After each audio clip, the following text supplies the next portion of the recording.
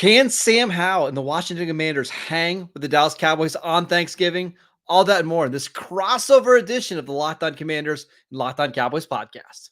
You are Locked On Cowboys, your daily Dallas Cowboys podcast. Part of the Locked On Podcast Network, your team every day. Locked On Cowboys. Locked On Cowboys. Welcome back to the Locked On Commanders and Locked On Cowboys podcast, part of the Locked On Podcast Network, your team every day. We'd like to thank you for making us your first listen of the day. This crossover Thursday episode is brought to you by PrizePicks, the easiest and most exciting way to play daily fantasy sports. Go to prizepicks.com/LockedOnNFL and use promo code LockedOnNFL, all one word, for a first deposit match up to $100. I am your host, Marcus Mosher. You can follow me on Twitter at Marcus_Mosher. Joining me today is the great David Harrison from Locked On Commanders. Follow him on Twitter at DHarrison82. We've got a big NFC East game here on Thanksgiving. We are going to preview this game. David, let's start with the biggest storylines kind of going into this game. What is it for the Washington side of things? Yeah, I mean, for the Washington Commanders, the biggest thing that everybody's talking about is the job security or lack thereof of the coaching staff, and primarily you're talking about head coach Ron Rivera, and then behind him is defensive coordinator Jack Del Rio, and it really is, Mark. It's kind of a split batch, depending on who you talk to, and there's reports, there's rumors, there's opinions, and some of them believe that regardless of what happens against the Dallas Cowboys, that Ron Rivera and Jack Del Rio at a minimum are going to be let go after the game, as early as Thursday night, even, Friday morning, maybe when they get back to Ashburn, at least let them have the trip home before they make it officially official. And then, if any position coaches or anything like that are a part of that move as well, will be to be determined. But so, I mean, for the most part, fans are already kind of talking about, well, who's going to be the interim head coach, who's going to be the interim defensive coordinator, not could it happen, will it happen, might it happen. It's a matter of, okay, we know this is going to happen. Now what happens after the fact, and what's the moving on point? And for a coaching staff point, perspective, that's obviously difficult to deal with, and everybody will try to say like, oh, we try to tune that out and we try to focus on what we got to do. And certainly they are trying to focus on the task at hand, but we're all human beings. And if Marcus Mosher and David Harrison were waking up every morning to when are they going to get fired from Locked On Cowboys and Locked On Commanders, we would still come do our shows. But let's be honest, like there'd be a little bit of a distraction hanging in the back of our minds. And so, that's really kind of it's weird because, on the surface it kind of says, okay, but what does that have to do with the game? Well, these are the guys who are game playing. These are the guys who are calling the shots and making the adjustments in the game and making the tough decisions as the action goes on. So if they have this kind of stuff hanging over their heads or crawling around in the back of their minds while they're doing this, certainly it could impact the way that they coach the game. And then obviously if it's impacting their coaching, it'll impact the play on the field. So do you think the game last week against the Giants was kind of the tipping point here? Like, was that the final straw for Rivera and Jack Del Rio? Yeah, I mean, the straw pile, to go along with that analogy, like the straw pile is already pretty tall. You know what I mean? If you break it down level by level, it really doesn't get a lot better. Like you start off with, the culture of the organization and the handling of the situations that Ron Rivera came into as a head coach and was dealing with.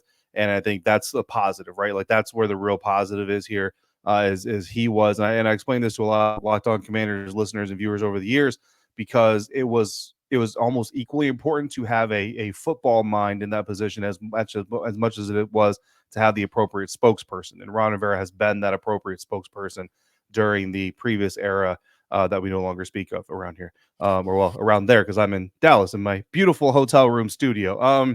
And so like that's where the success goes. But honestly, like you go to like free agent signings and free or offseason additions, Ryan Fitzpatrick, Carson Wentz are going to stand out, principal among them. But then you go to the draft, and Chase Young is the first round draft pick of Ron Rivera's tenure, and he doesn't make it to the end of his rookie contract before he's traded. Jamin Davis follows, and the expectation based on current play is that he's not going to have his fifth-year option picked up. So your first two first-round picks are both not going to have their fifth-year options picked up. Both of them are defensive players by a defensive coach on a defensive team. And then, obviously the results on the field haven't been there. The defense has shown flashes of the defense of being the unit that we thought they could be. And I suppose in some ways think they still could be, I suppose. But it has never been consistent. It certainly has never been a full season of seeing that type of defensive play. And it's just eluded them time after time. And again, it's this is their program. This is their identity. This is who they want to be. And right now, outside of the fact that the culture is better and it seems they may have found a quarterback, those are the only two things really that this coaching staff right now in the front office is clinging to say, look, guys, we have something good going, and everything else is pretty much falling down around their ankles. And that's a terrible situation to be in.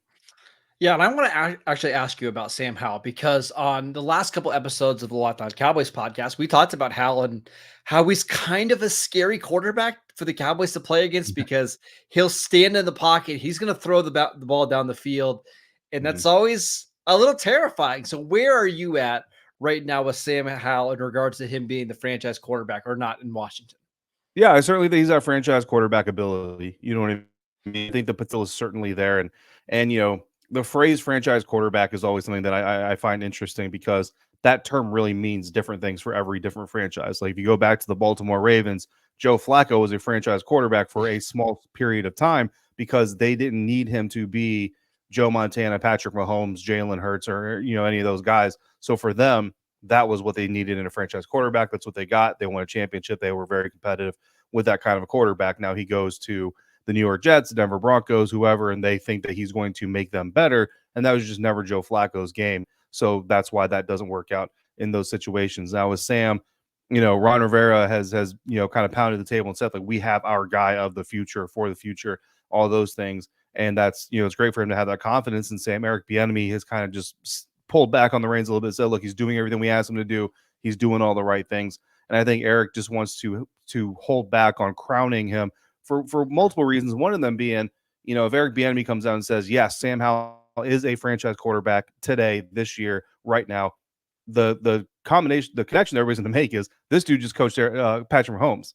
You know what I mean? So if he knows what a franchise quarterback looks like, and now you've got all this expectation of, well, where does Sam Howell stack up against Patrick Mahomes? And in some stat box situations, he actually stacks up pretty nicely this year. But you see the high pressure situations and some of the young quarterback decisions still being made by Sam Howell that obviously show you that he's on the way, but he's certainly not there yet. But the potential is definitely there.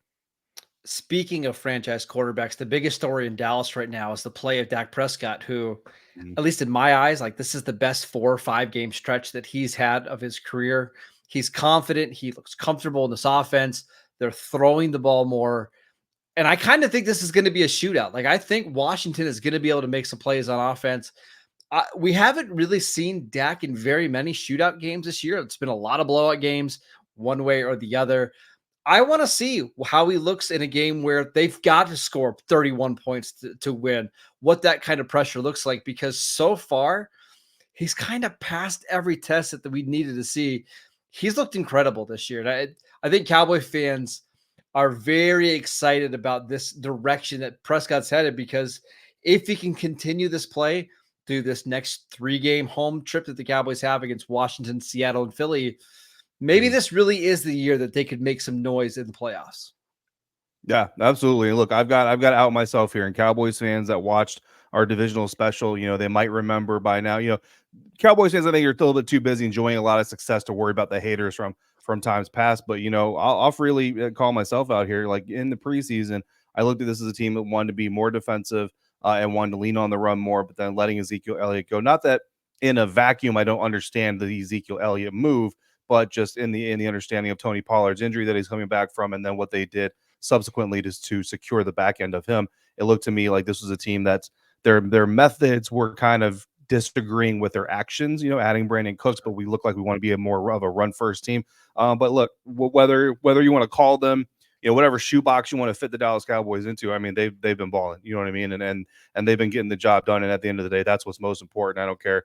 You want to call them a play action team. They never run play action as long as they win the game. Just call them winners, and that's all you need to worry about. So, and yeah, Dak has been part of that, watching cut-ups of Dak Prescott and Dallas Cowboys red zone offense. I've got thoughts, Marcus. I've got thoughts, and I think they'll be okay if this is a shootout, but we'll see. Yeah, let's talk about some of the key matchups that we're excited to see on Thursday next. This crossover episode is brought to you by PrizePicks. PrizePicks is the largest daily fantasy sports platform in North America. It is the easiest and most exciting way to play DFS because it's just you against the numbers. Instead of battling thousands of other players, including pros and sharks, all you have to do is pick more than or less than on 2 to 6 player stat projections and watch the winnings roll in. This is the most fun that I've had playing DFS. I love all the different players and all the different stat categories you can choose from. I also love that they have an injury insurance policy. They are the only daily fantasy sports platform with an injury insurance policy. What happens if you have somebody who is playing in the first half, gets injured, does not return for the second half? That player is rebooted and your lineup still is intact. It's absolutely incredible.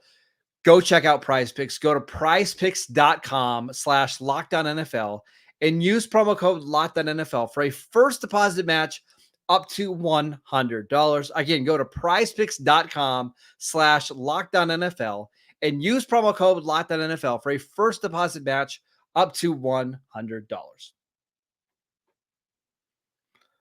Welcome back to this crossover edition of the Locked On Commanders and Locked On Cowboys podcast. We want to thank you for making us your first listen every single day. We want to let you know that Locked On has launched the first ever national sports 24/7 streaming channel on YouTube. Locked On Sports Today is here for you 24/7, covering the top sports stories of the day with the local experts of Locked On, plus our national shows covering every league. Go to Locked On Sports Today on YouTube and subscribe to the first ever national sports 24/7 streaming channel. All right, David, let's talk about matchups in this game. Which ones do you have your eye on? It's that pass rush against the Washington Commanders protection. And part of that obviously relies on Sam Howell. And this is something that Locked On Commanders every day are going to remember fondly during the early weeks of the NFL season, and talking about how, while the Washington Commanders offensive line was struggling, some of it also is on Sam Howell, and where he has grown as a quarterback to help protect himself and help out his offensive line is in his pre-snap recognition, his ability to read the defense, and his ability to make timely decisions. Young quarterbacks, one of the trademarks of young quarterbacks is they start from one side of the field and then they bounce to the next guy, next side as they make their way across the field. Sam Howell is now getting to the point in his development where he's coming out, seeing the defense, and you'll see him at times start off with one read on the right or the left side of the field. And if it's not there, he's already got in his mind, okay, if this guy's doing this, or if that look isn't there, this next look is probably there. And he's skipping over 2 or 3 receivers, sometimes go the opposite side of the field and find an open guy. And that's exactly the mentality you want to see against the New York Giants. And I think this is indicative of every young player, not just quarterbacks, but it sticks out more about when you talk about quarterbacks. We saw a little bit of a regression. We saw a little bit of, in the training world, we call it spontaneous recovery, where you build on building good behavior and good habits on over top of bad ones. And then just as you think you're set, you get a regression right back to the bad habits you had before. And Sam got locked in on a couple of deep routes, made some bad decisions, got a little too aggressive at times. I asked him on Wednesday if he felt like he was pressing, or on Tuesday rather, condensed week. But I asked him if he felt he was pressing at all against the New York Giants, because on tape, I kind of felt like he was pressing a little bit, Marcus. And he told me no. He was just trying to make decisions, trying to make the plays for his team. He did admit, probably could have made some better decisions in some places, but it wasn't because he was pressing, which is an important detail, because it's not a stress reaction. It's a competitive edge that, I think every quarterback, they want to throw the deep bomb on every play, right? Let's just be honest. So every quarterback has to actively combat that competitive edge to make the big play every play. And I think against the New York Giants, got the better of Sam Howell. The question now is going to be, does it happen 2 weeks in a row, or can he come in smarter against this defense, which is going to be much more aggressive and is much better at taking the ball away from quarterbacks? I want to stay on that side of the ball because, at least over the last couple of years, Trevon Diggs has done an outstanding job on Terry McLaurin, who I really respect. I mean, he's one of the best receivers in the league. It just doesn't get talked about. Mm-hmm. But for whatever reason, Trevon has had a lot of success against McLaurin. Obviously, no Trevon Diggs this week because tore his ACL going into week 3. That's going to be Stephon Gilmore, Deron Bland, still 2 really good corners. Mm-hmm. But I just don't know how they match up against McLaurin. It's just one of those things that Cowboy fans have really never had to worry about Terry McLaurin all that much because they've had Diggs. Now, without him, maybe this is a big game for McLaurin. I fully expect Washington to take a lot of shots down the field to challenge these corners. The Cowboys will also be without one of their starting safeties, Jaron Kearse. Now, while he's more of a box safety, it's just something worth mentioning. I'm just fascinated to see how the Cowboys corners against these receivers match up with one another. Yeah, no, absolutely. I think you're 100% right. And honestly, I think the frustrating thing from a fantasy standpoint, especially if you're a Commanders fan and you went out and you grabbed Terry McLaurin, is that Eric Bieniemy is a true product of the Andy Reid system in Kansas City, where they don't care who the star of the individual game is; they just want to win the game. So, and Terry McLaurin is very much the same way. If he's the guy that if he's at no catches and he's just a decoy all day, carrying double coverage down the field, opening up opportunities underneath for other guys, and they get the win, he's super happy. If he gets 20 catches and they win, he's even happier. But if he gets 20 catches, 4 touchdowns and lose by a field goal, he's just as upset as if he had no catches. So that's the great thing about Terry. And with Curtis Samuel being healthy again and trending towards the right direction to be able to play in this game, Antonio Gibson, questionable. I still have my doubts that he's actually going to play, but I certainly hope to see AG back on the field. Of course, AG is one of the players that in more recent memory had a really good game against the Dallas Cowboys.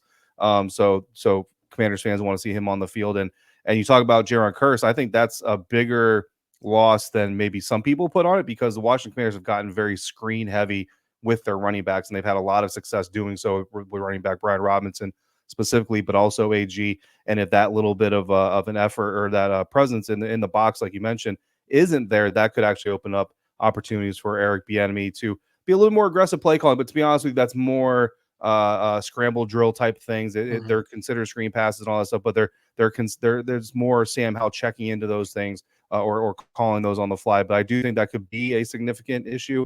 And then if they can get the Dallas Cowboys defense caught in an aggressive look and get that screen behind them, perhaps take advantage of that number 1 rated screen game in the NFL. Yep. One more matchup that I just want to mention briefly before we move on. The Cowboys offensive line against Washington's defensive line. So the Cowboys have done a really good job on edge rushers this year. Tyron Smith has allowed 1 pressure in his last 5 games. And that was last week. It was a pretty soft pressure. Terrence Steele, the right tackle, has actually gotten quite a bit better in the last couple of weeks. Where they've had issues at times, and this sounds really weird to say, is at the right guard spot with Zach Martin. It's clear that he's dealing with some kind of ankle issue.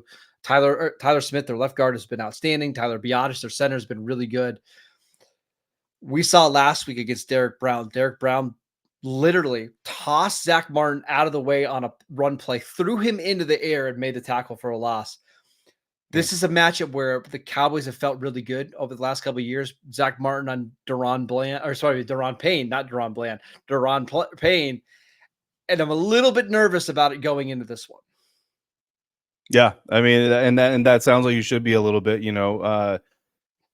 the thing about this pass rush, especially since the trade to Chase Young and Montez Sweat, is it has not been very effective. Right. And that's really not a secret, but if you turn on the tape against the New York Giants, you see the 9 sacks, you see the pressures, you see all those things, and those are all well and good. But this Dallas Cowboys offensive line is not the New York Giants offensive line. And no disrespect to anybody out there in New York stepping on the field, those dudes are doing one heck of a job with who they've got and the experience and all that stuff and some of the talent on the field. But the Dallas Cowboys is certainly a step up. Now, if there is that weak spot at the right guard position, surprisingly so, hearing that name called with a weak spot, like you said, conditions, context matters.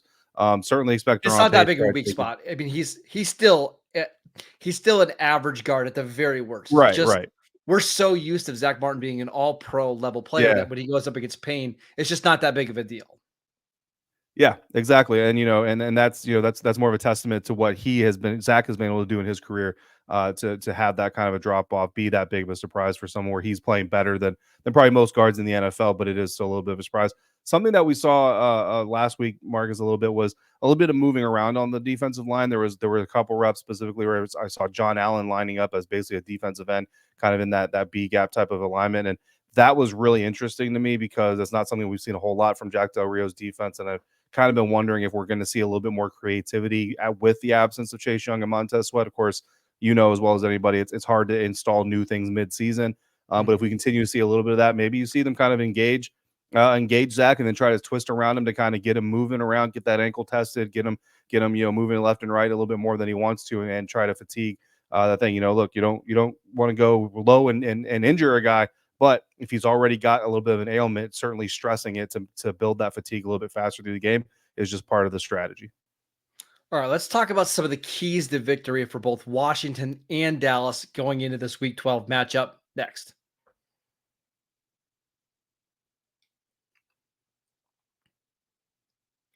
Welcome back to this crossover edition of the Locked On Commanders and Locked On Cowboys podcast.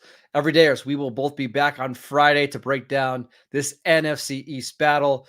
David, let's start with, how do you think Washington can win this game? What do they need to do to come away with a big upset victory? Because the last time I checked on FanDuel, Washington was 13.5-point underdogs.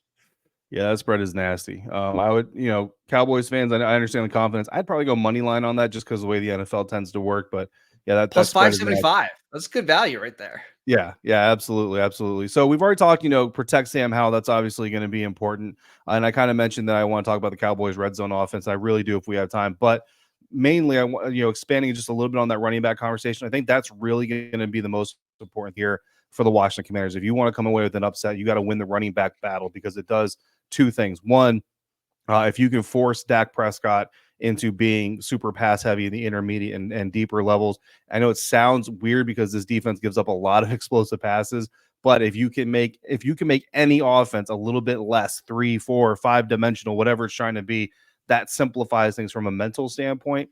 And I think this is really the best spot for the Washington Commanders to be able to do so, is to control the ground game on offense. Use your running backs, use your screen game. Again, number one screen game in yards per screen pass attempted in the NFL right now. Use that, control the clock, shorten the game, give Dak Prescott and that offense fewer opportunities to score. But then on the defensive side of things, the Dallas Cowboys are no slouches in the screen game either. 11th in the NFL in screen game usage with the running backs, 7th most yards per screen. But the Washington Commanders defense is the best in the NFL against the screen. And that's something that we talked with Ron Rivera about.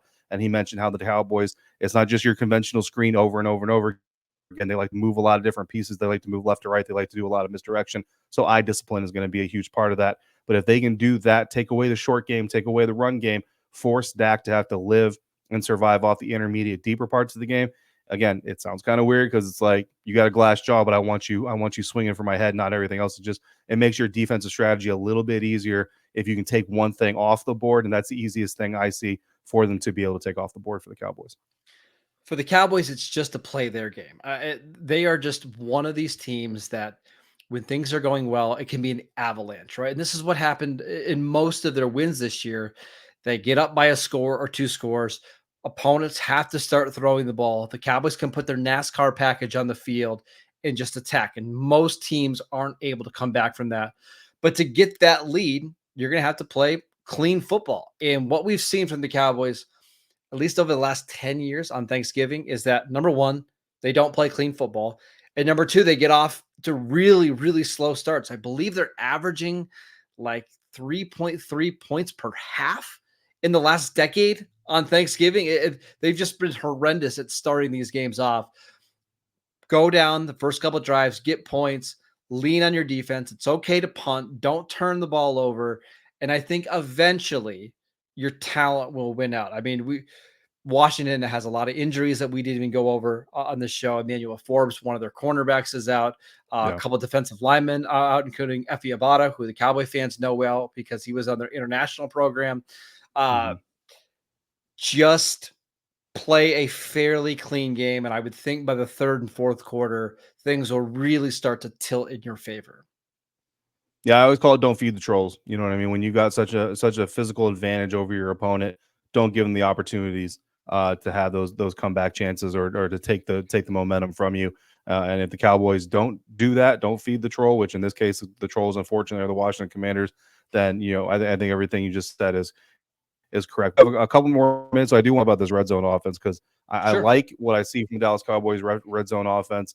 Dak Prescott, 15 of his 19 touchdown passes this year have come from the 20-yard line or closer. And that's true for most, quarterbacks, that's the majority of their touchdown passes, obviously. But Dak's ratio of touchdown passes from the 20 or closer to outside the 20 is a little bit higher than a lot of quarterbacks in the NFL.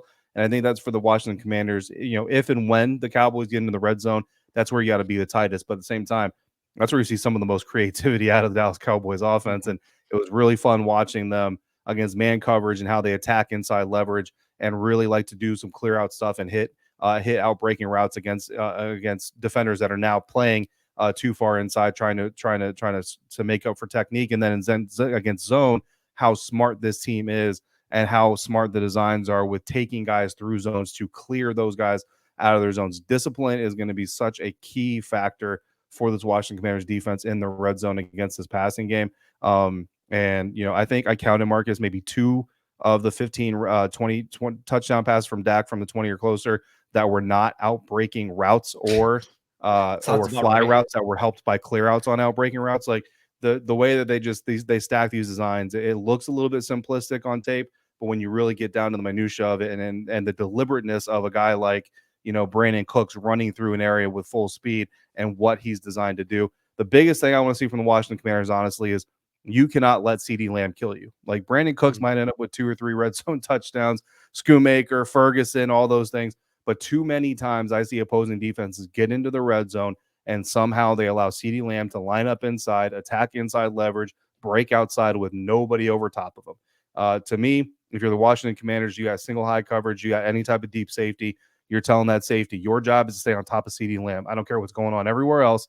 And everybody else, you just got to understand that quote-unquote deep help that you have, you don't have him because he's on CD. So if you're not on CD, you're by yourself. Go out there and make your money.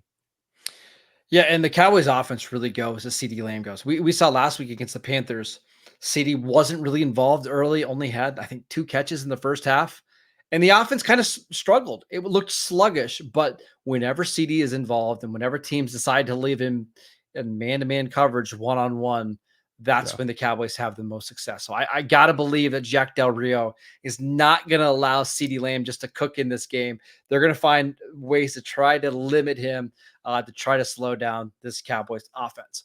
That is it for today's show. We want to thank you for making this crossover Thursday edition your first listen every single day. Again, we will both be back on Friday at our respective shows.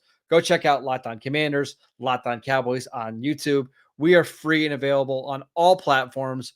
We also wanted to let you know that Locked On has launched the first ever national sports 24/7 streaming channel on YouTube. Locked On Sports Today is here covering you 24/7, giving you the top sports stories of the day with local experts of Locked On, plus our national shows covering every league. Go to Locked On Sports Today on YouTube and subscribe to the first ever national sports 24/7 streaming channel. Go check out David on Twitter at DHarrison82. I'm at Marcus_Mosher. Enjoy your Thanksgiving. Enjoy the game. And we will see you right back here next time.